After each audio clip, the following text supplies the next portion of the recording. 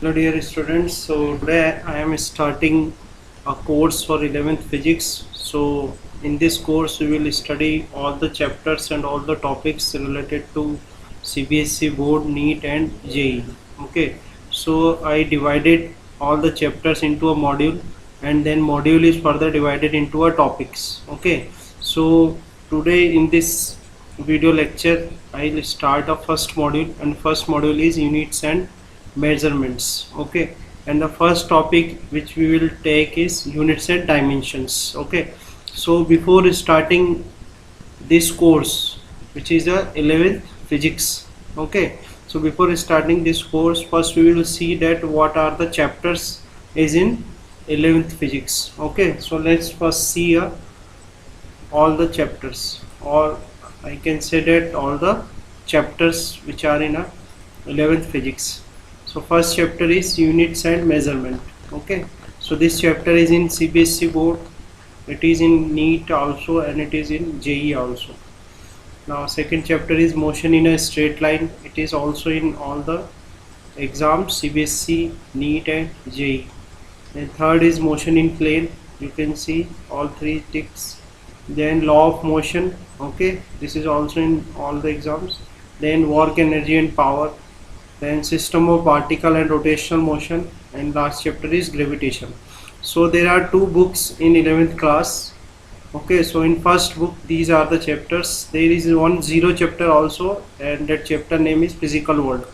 Okay, so we start with this first chapter, units and measurement. Okay, so all these chapters are in a book one. Okay, so now let's see a second book chapters.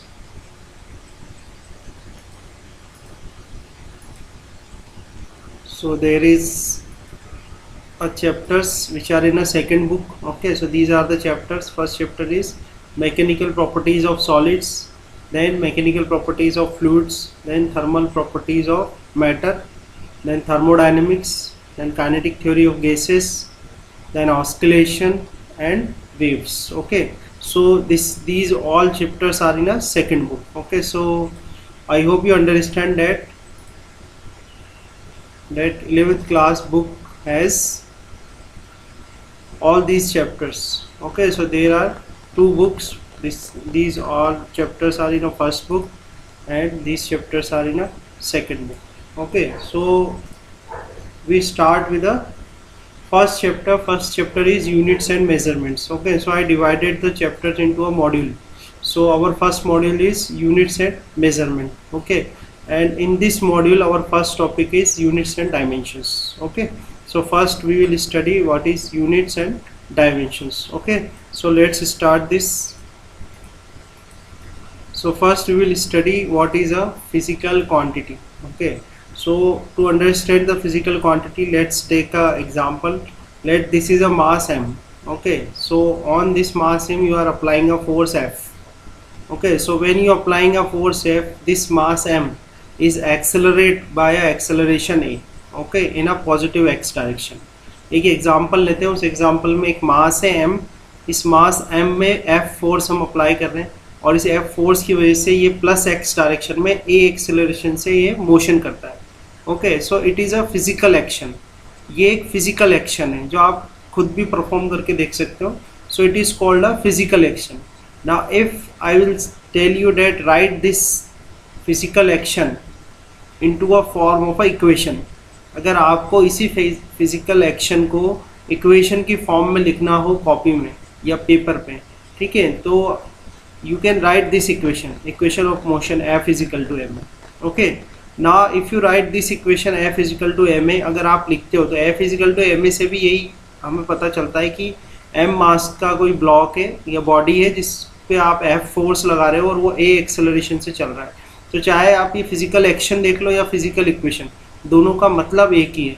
Okay, but इस physical action को equation में represent करने के लिए आपको कुछ quantities की ज़रूरत पड़ी. ठीक है, इस फिजिकल एक्शन को इक्वेशन की फॉर्म में रिप्रेजेंट करने के लिए आपको इन फिजिकल क्वांटिटीज़ की रिक्वायरमेंट हुई, जैसे F है, फोर्स है, m मास है, a एक्सेलरेशन है. तो ये जो क्वांटिटीज़ होती हैं इन्हीं को हम फिजिकल क्वांटिटी कहते हैं. ओके, समझ में आया होगा आपको.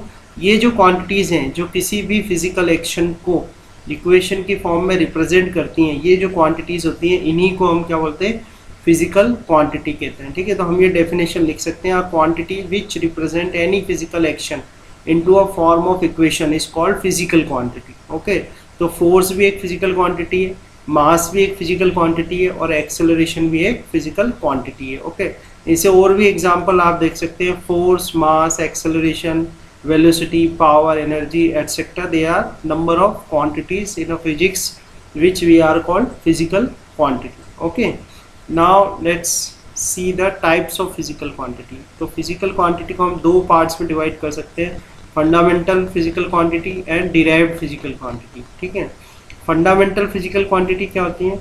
It is a type of quantity which does not require any other quantity to define itself. ऐसी क्वांटिटी जिन्हें खुद को डिफाइन करने के लिए किन्हीं और क्वांटिटीज़, फिजिकल क्वांटिटीज़ की ज़रूरत नहीं होती, उनको हम क्या बोलते हैं, फंडामेंटल फिजिकल क्वांटिटी कहा जाता है। ठीक है, और quantity which does not depend on any other quantity, और ऐसी क्वांटिटी भी जो कि किसी और क्वांटिटी पर डिपेंड नहीं करती, उन्हें भी क्या बोलते हैं, फंडामेंटल फिजिकल क्वांटिटी कहते हैं। टोटल 7 फंडामेंटल क्वांटिटीज़ होती हैं और 2 जो हैं वो सप्लीमेंट्री क्वांटिटीज़ होती हैं। ठीक है, तो समझ में आया होगा आपको, जो पहला टाइप है फिजिकल क्वांटिटी का वो क्या होता है, फंडामेंटल फिजिकल क्वांटिटी, ऐसी क्वांटिटी जो किसी और फिजिकल क्वांटिटी पर डिपेंड नहीं करती हैं। ठीक है, ये 7 होती हैं, आगे हम देखेंगे लेक्चर में कौन कौन सी 7 फंडामेंटल क्वांटिटीज़ हैं, और 2 इसमें सप्लीमेंट्री फिजिकल क्वांटिटी होती है। ठीक है, दूसरा जो टाइप है उसको बोलते हैं डिराइव्ड फिजिकल क्वांटिटी। तो डिराइव्ड फिजिकल क्वांटिटी क्या होती है, जो कि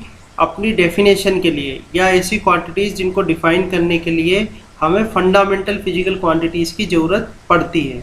ओके, जैसे कि हम देखें, एक एग्जांपल ले लेते हैं, मास। तो mass is a fundamental quantity. Mass जो होती है वो क्या होती है, फंडामेंटल क्वांटिटी होती है, it does not depend on any other quantity. ठीक है, इसलिए मास को क्या बोलते हैं हम, फंडामेंटल क्वांटिटी कहते हैं। पर अगर आपको वेलोसिटी डिफाइन करनी है तो velocity is a combination of distance and time. Velocity की अगर आप डेफिनेशन देखें तो वेलोसिटी क्या होती है, rate of change in displacement. तो velocity depends on displacement and time. ठीक है, and displacement and time are the physical quantity, क्योंकि डिस्प्लेसमेंट में जो फिजिकल क्वांटिटी वो क्या है, लेंथ है। ठीक है, और टाइम, तो this length and time are the fundamental quantities. तो वेलोसिटी को अगर आपको डिफाइन करना है तो वेलोसिटी किसको डिफाइन करने के लिए आपको फंडामेंटल क्वांटिटीज़ की ज़रूरत पड़ेगी। ठीक है, इसलिए जो वेलोसिटी है वो क्या हो जाएगी, डिराइव्ड क्वांटिटी। और मास, लेंथ और टाइम ये क्या होती हैं, फंडामेंटल फिजिकल क्वांटिटी होती हैं। ठीक है, वो सभी क्वांटिटीज़ जो फंडामेंटल क्वांटिटी नहीं है, other than fundamental quantity, all other physical quantities are the derived quantity. ठीक है, तो समझ में आ गया होगा आपको, फंडामेंटल क्वांटिटीज़ वो फिजिकल क्वांटिटी होती हैं जो किन्हीं और फिजिकल क्वांटिटीज़ पर डिपेंड नहीं करती, they does not depend on any other physical quantity. और डिराइव्ड क्वांटिटी होती हैं, these are the quantities which depends on the fundamental physical quantity. जो ये 7 फंडामेंटल क्वांटिटी हैं, इन पर जो क्वांटिटीज़ डिपेंड करती हैं उन्हें हम बोलते हैं डिराइव्ड क्वांटिटी। ठीक है, so let's move. So now we define units. What is units? Okay, like एक एग्जांपल लेते हैं, आप मार्केट गए और आपने कहा कि भाई हमें 5 किलोग्राम शुगर परचेस करनी है। ठीक है, तो आप 5 किलोग्राम शुगर जब परचेस करेंगे तो शुगर तो वो मैटर हो जाएगा। ठीक है, शुगर इज़ अ मैटर जिसको आप परचेस कर रहे हो। Now 5 is a numeric value and kg is a unit. Okay, kg is a unit. ठीक है, तो इस तरह से हम कोई भी जब मैटर परचेस करते हैं तो when we purchase a matter we will do a measurement. Okay, so by a measurement, okay, by a measurement the measurement will consist of 2 things, one is a numerical value, N is a numeric value and U is a unit. तो unit क्या होती है इसके अंदर, so it is a system of measurement physical quantity which is accepted everywhere in the world. Unit क्या होता है, system of measurement होता है। ठीक है, फिजिकल क्वांटिटी को मेजर करने का। ठीक है, तो विच is accepted everywhere in the world. Okay, measurement of any physical quantity consist of 2, अभी एग्जांपल दिया आपको, उसमें एक तो क्या होती है, न्यूमेरिक वैल्यू होती है मेजरमेंट ऑफ फिजिकल क्वांटिटी, और एक यू होता है unit of measurement of physical quantity. Okay, और मेजरमेंट जब हम करते हैं तो उसमें दो चीज़ें आप किस तरह से लिखोगे, एन यू। ठीक है, कोई क्वांटिटी आपने मेजर करी तो उस क्वांटिटी को जो लिखने का तरीका वो कैसे लिखा जाता है, एन यू। एन मतलब उसकी न्यूमेरिकल वैल्यू, यू मतलब उसकी unit. Okay, now see types of units. So again there are two types of units. First is fundamental unit, second is derived unit. Fundamental unit क्या होती हैं, जो भी fundamental physical quantities है उनकी जो unit होती हैं वो सारी जो है वो fundamental unit कहलाती हैं। ठीक है, fundamental physical quantities की जो भी unit होती हैं वो सारी जो होती हैं वो fundamental unit कहलाती हैं। ठीक है, और इसी तरीके से डिराइव्ड फिजिकल जो क्वांटिटी है, डिराइव्ड फिजिकल क्वांटिटी की जो भी यूनिट होंगी वो सारी हमारी क्या कहलाएंगी, डिराइव्ड यूनिट कहलाएंगी। ठीक है, अभी हम एग्जांपल्स भी देखेंगे आने वाले शीट्स में। ठीक है, तो वहाँ आपको और ज़्यादा क्लियर हो जाएगा। अभी आपको ध्यान रखना है कि फंडामेंटल यूनिट क्या होती है, जो फंडामेंटल फिजिकल क्वांटिटी है उनकी जो यूनिट होगी उसको बोलते हैं फंडामेंटल यूनिट, और डिराइव्ड फिजिकल क्वांटिटी की जो यूनिट होती है उनको बोलते हैं डिराइव्ड यूनिट कहते हैं। ठीक है, now let's C types of system, types of systems of units. ठीक है, तो मेनली तीन टाइप के होते हैं, M K S, C G S and F P S. Okay, M K S, C G S and F P S. M K S मतलब M K S system होता है यूनिट का जिसमें कि जो मास है वो किस में होगा, किलोग्राम में। यहाँ पर के का मतलब है किलोग्राम। ओके, एम का मतलब है मीटर। ओके, और एस का मतलब है second. Okay, now when you measure mass in kilogram, length in meter and time is in second, then the system of unit is called mks. ठीक है, now when you take mass is in gram, length is in centimeter and time is in second. Okay, c मतलब centimeter, g मतलब gram, s मतलब second. So when you take mass in gram, length in centimeter and time is in second, then a system of unit is called cgs. Okay, system of unit is called cgs. Okay, now let's see next is fps. fps में क्या होगा, we take mass is in pound, length is in foot and time is in second. Okay, mass is in pound, length is in foot and time is in second, then that system of unit is called fps. Okay, now there is a one more system which is called SI. SI is called International System of Units. Okay, International System of Units and Measurement भी कहते हैं इसको। Okay, ये SI का मतलब होता है। Okay, तो this is the types of system of units. Okay, ना mass, length and time, all three are the fundamental physical quantities. All these three are the fundamental physical quantities and these are its fundamental units in MKS, CGS and FPS. Mass, length और time जो है वो क्या है, fundamental physical quantity है, और ये जो यहाँ लिखे हुए हैं ये इनकी फंडामेंटल यूनिट है एमकेएस सिस्टम में, सीजीएस सिस्टम में और एफपीएस सिस्टम में। ठीक है, now let's move to next topic. So here you can see a table. So it is a table for fundamental physical quantities and fundamental units. ठीक है, तो ये आपको you have to remember this table आपको remember करनी है जिसे और लर्न करना है, जैसे मास, लेंथ और टाइम। तो जो फिजिक्स है, that physics is divided into a several parts and one part is called mechanics. So in mechanics most of the units, derived units, you can derive by mass, length and time. Now when you read the electricity you require electric current, when you read thermodynamics you require this thermodynamic temperature. Okay, so these are the 7 fundamental physical quantities and these are the SI units. Okay, SI, you can see SI or MKS. Okay, SI and MKS is almost same, only some quantities have different units in SI system and MKS, but in most of the cases the physical quantities have same units in SI and MKS. Okay, so these are the units in SI system or MKS system. Okay, and this is a symbol, these are the symbols. Okay, so let's see one by one. The first physical quantity, fundamental physical quantity is mass. Okay, so its SI unit is kilogram and we represent it by kg. So you have to use these small letters, do not put a full stop after this. Okay, so write this kilogram, kg, this is a symbol. Next fundamental physical quantity is length. So length, SI unit of length is meter, it will denote it by small m. Then time, SI unit of time is second, and we denote it by small s. Next is electric current. So SI unit of electric current is ampere, and we denote it by capital A. Symbol is capital A. Next is thermodynamic temperature. So its SI unit is Kelvin, and we denote it by a capital K. Symbol is capital K. Then amount of substance. So its SI unit is mole. Okay, and we denote it by MOL, mole. Okay. Then intensity of light.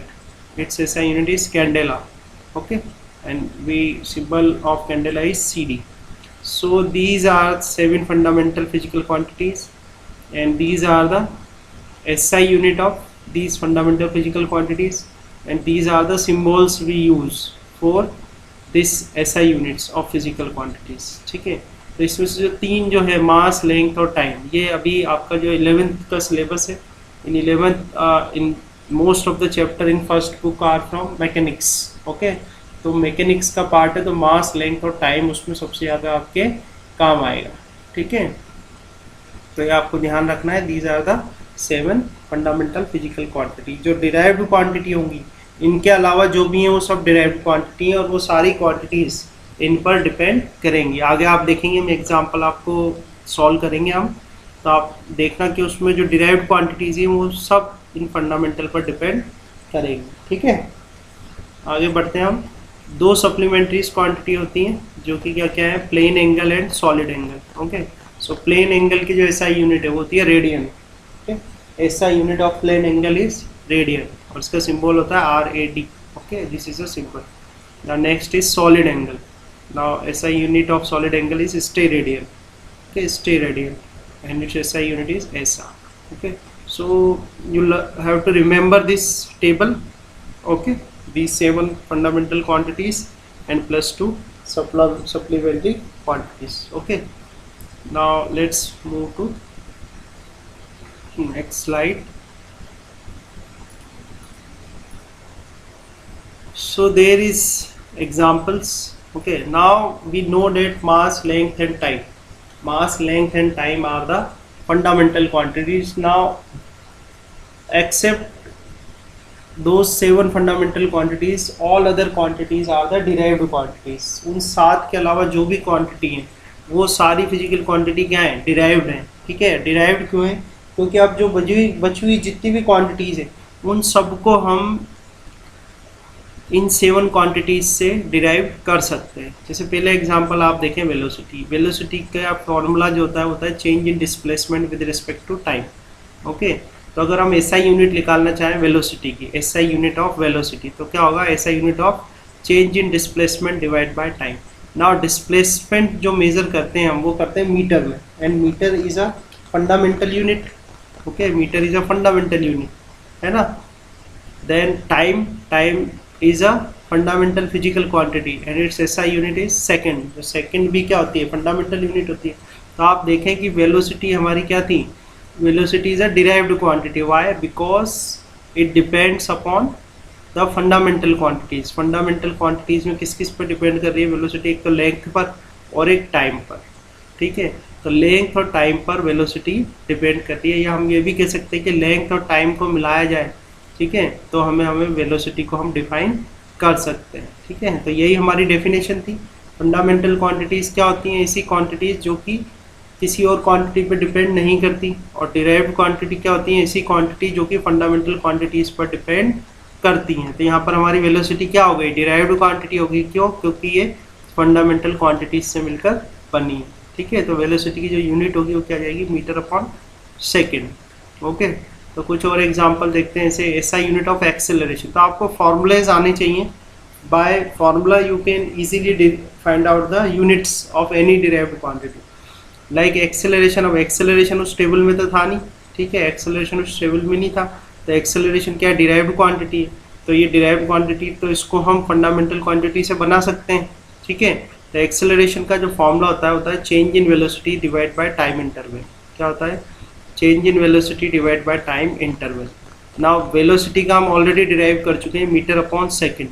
Metre upon second. Okay, और time का क्या हो जाएगा, second. तो आप इसको solve करो तो आएगा metre upon second square. Now again acceleration we can define by the fundamental quantities. Okay, and you can see that the units, you can see the unit SI unit of acceleration is meter upon second square. So it depends upon length. Length is a physical quantity जिसकी जो fundamental unit है वो क्या है, metre है, and this is a unit of time.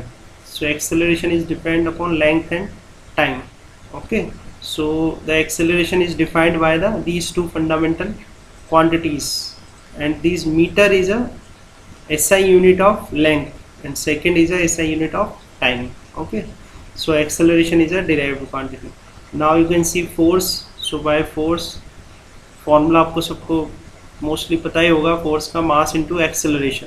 So SI unit of mass is kilogram and SI unit of acceleration is metre upon second square. जो हमने अभी सॉल्व किया है ये मीटर अपॉन सेकेंड स्क्वायर, तो इसकी यूनिट जो निकल के आएगी वो क्या होगी, kilogram into metre upon second square. Now you can see that force is defined by mass, length and time. Force is defined by mass, length and time. Okay, because kilogram is a SI unit of mass, meter is a SI unit of length, and second is a SI unit of time. So force is depend on all these three fundamental physical quantities. Okay, so force is a derived quantity और इसकी जो SI unit होगी वो क्या होगी, kilogram into metre upon second square. तो mechanics में जो भी मोस्टली फॉर्मूलेज हैं और in all formulas force is a common. Force mostly हर कहीं पे आता है. ठीक है, तो ये आपको फोर्स की यूनिट ध्यान रखनी है. That unit of force is kilogram into metre upon second square. ये इसकी क्या है, एसआई यूनिट है. ठीक है, now see SI unit of work. Now work का फॉर्मूला होता है फोर्स इंटू डिस्प्लेसमेंट, है ना. तो फोर्स की एसआई यूनिट क्या होती है, न्यूटन. इसको हम न्यूटन भी बोलते हैं. Kilogram into metre upon second square क्या बोलते हैं, newton. Okay, so use this newton and displacement की यूनिट हो जाएगी मीटर. तो यहाँ से आपके पास जो एसआई यूनिट आएगी वर्क की वो क्या होगी, newton into metre. Okay, this newton into metre. Okay, newton into metre को जूल भी कहा जाता है. So this is joule also. So again you can see that we can define the work by the fundamental quantities. Fundamental, you can, if you write here kilogram into meter upon second square, you will get kilogram into meter square upon second square. Okay, अगर आप Newton की जगह इसको यहाँ ये रख दें kilogram into metre upon second square, तो यहाँ से आपको मिलेगा kilogram into metre square upon second square. ठीक है ना. तो वो जो होगा सारे क्या होंगी, फंडामेंटल यूनिट्स होगी. तो आप वर्क को उससे डिफाइन कर सकते हो फंडामेंटल यूनिट से. ठीक है. Now next is power. So formula of power is work upon time. So you know that SI unit of work is joule and SI unit of time is second. So this is what is the SI unit of power, joule upon second. और joule upon second को हम क्या बोलते हैं, watt भी बोला जाता है. Okay, now see here SI unit of gravitational constant. Now this is a formula for a gravitational force between the two bodies in a universe. Okay, and the mass of these two bodies is m1 and m2. तो दो bodies हैं universe में जिनके मास है m1 और m2. उनके बीच में जो ग्रेविटेशनल फोर्स लग रहा है उसका फॉर्मूला होता है F is equal to G m1 m2 upon R square. अब इसमें आपको g की यूनिट निकालनी है. तो g की यूनिट आप निकालोगे तो SI unit of g is equal to SI unit of F into R square divide by m1 m2. ठीक है, तो फोर्स की यूनिट रख दो आप न्यूटन. रेडियस की यूनिट हो जाएगी मीटर और स्क्वायर लगा हुआ है तो मीटर का square. Then kilogram into kilogram, this is kilogram square. तो यहाँ से आपको SI यूनिट कितनी मिल जाएगी, newton into metre square divide by kilogram square. Okay, now let's C